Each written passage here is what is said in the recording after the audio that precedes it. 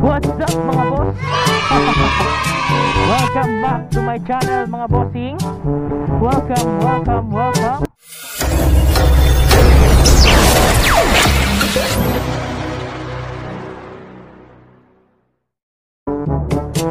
Kamusta kayo mga boss?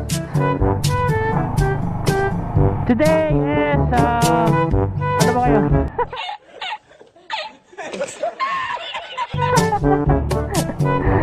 Kamusta? So yun, bago natin simulan yung vlog natin, yung content natin ngayon mga bossing, may nais lang tayong i-shoutout. So yun, shoutout sa PGMFI Riders Club. Yan, shoutout sa inyo mga bro. Nagpapabati si bro Josidel na laging nakasuporta sa ating YouTube channel mga boss. Yan. At saka sa inspiring Mio Rider mga boss. Yan. Nakaka-inspire yung pagmomotor niya lagi mga bossing. At saka kay Mazur Motovlog. Shoutout sa'yo bro. From Manila pa si bro Mazur. Kay Ira Barcena, yan, mag-aantike na bagong taga-suporta natin. Tapos si RJ Tendoso, yan. Kay Snowbag, yan. Shoutout sa'yo bro. Kay Dave Motovlog, yan. Shoutout. Kay Papa Norman, yan. Solid na mga supporters natin sa ating mga video. So yan, kung bago lang kayo sa YouTube channel natin mga boss, huwag kakalimutang mag-subscribe at i-like at i-share na rin yung video na to. At i-click ang notification bell mga bossing. Yan. So yun, bago ang content pala natin ngayon is yung motovlog setup mga boss. Kung ano yung motovlog setup natin, kung ano yung mga kailangan na gamitin para mag motovlog. Yes. Syempre mga boss, unang-una yung gagamitin nating helmet. Yan. Syempre dapat full face helmet mga boss. Importante talaga na naka full face helmet pag nagmo-motovlog. So yan. Tapos yung gagamitin nating camera. Yan, camera natin. Action camera. Mas possible is 4K resolution camera or yun na nga. Pwedeng depende rin sa budget ng isang motovlogger. Minsan kasi ang price range ng isang budget meal na action camera is nasa 2,000. Yan, 2,000 lang. Nasa 2,000 yung yun ay yung SJCam 4,000 na model. Pwede na kayo doon mga boss kung nag-start pa lang kayo mag motovlog. Yung ano nga lang sa mga SJCam series is kasi yung battery tawag dito, yung external mic nya is yung wala siyang external mic, hindi mo siya makakabitan ng external mic. Kailangan mo pa siyang i-mount, ipa-modify. Yan. Kasi built-in microphone lang meron ng SJCam series. At saka especially yung gamit ko dati, yung Supremo Conquest.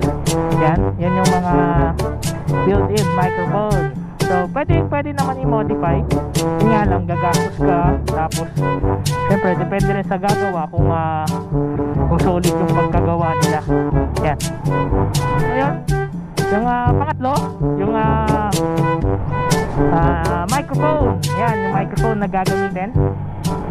So yung gamit ko palang microphone ngayon is yung ordinary mic lang, yung lapel lavalier. Yan, nabili ko sa halagang 50 pesos lang mga bossing. Wow! Sana all! So yun, sa Shopee ko lang siya nabili mga boss. So yun. Tapos syempre kung external mic, yan, external mic adapter, yan. Kasi yung gamit ko ngayon is kailangan siya ng external mic adapter para makasaksak ako ng mic. So yun, yung gamit ko nga pala is GoPro Hero 5, yan mga bossing. So yun, yung external mic adapter pala ng GoPro Hero 5 medyo may kamahalan lang mga bossing. Alam mo naman ang GoPro medyo mahal-mahal talaga yung accessories niya, pero sulit talaga yung yung video quality nyo pag nag GoPro kayo. Suggest ko lang is kung mag-start kayo ng mag-motovlog, start na kayo ng mag-invest. Start kayo pwede yung Hero 3 Plus, GoPro Hero 4, yan. Maraming gumagamit ng mga sikat na motovlogger. Gamit nila is GoPro Hero 4 mga boss. So yun. Tapos yun, yung kailangan natin pang-lima, extra battery, yan mga bossing. Extra battery kailangan talaga natin pag nagmo-motovlog tayo. Kasi minsan yung mga action camera tumatagal lang siya ng 40 minutes to 1 hour. Yan, minsan umabot na ng 2 hours pa, depende na rin sa settings ng isang motovlogger. So yun. Kasi yung sa akin, abot naman siya mga 1 hour eh. Yung uwian ako, Kalibo, Ibahay. Yun, abot pa naman. May natira pang 30%. Yan, 30% na battery mga bossing. So, sulit na rin ang GoPro mga boss. So, yan. So, yan, tsaka nagustuhan ko lang sa GoPro is yung video niya, video stabilization. Mga bossing, ibang-iba talaga yung normal lang na action camera. Kasi masyadong magalaw yung ibang video na camera at yung ibang action camera. So yun mga bossing, no? Sana may nakuha kayo na idea dito sa pinagsasabi natin. So yun, ikot-ikot lang naman ako dito sa Kalibo dahil lunch break natin. So try lang na first time ko rin kasi itetest tong mic ko, itong nabili nating mic sa Shopee. Hindi pa natin ito natitest kung ano ba talaga yung boses natin dito sa pinagsasalitaan natin. So kailangan ba natin mag-upgrade ng mic ulit, kasi yung binili lang natin is ordinary mic lang sa halagang 50 pesos. So ayun mga bossing, no? Kung bago lang kayo sa channel ko, please hit subscribe. Yan mga bossing. At i-like na rin mga boss ang ating channel. At hit ang notification bell para updated kayo lagi sa mga videos ko mga boss. Yan. So yun, medyo traffic na kasi tanghali na mga boss. Marami nang nag-lunch break sa mga oras na to. So yun mga bossing, no? Hanggang dito lang muna yung vlog natin. So yun, ano nangyayari sa'yo kuya? So yun mga boss, hanggang dito lang muna yung vlog ko. Kaya kita-kits muna sa susunod nating mga vlog. Ride safe mga boss, ingat, peace out.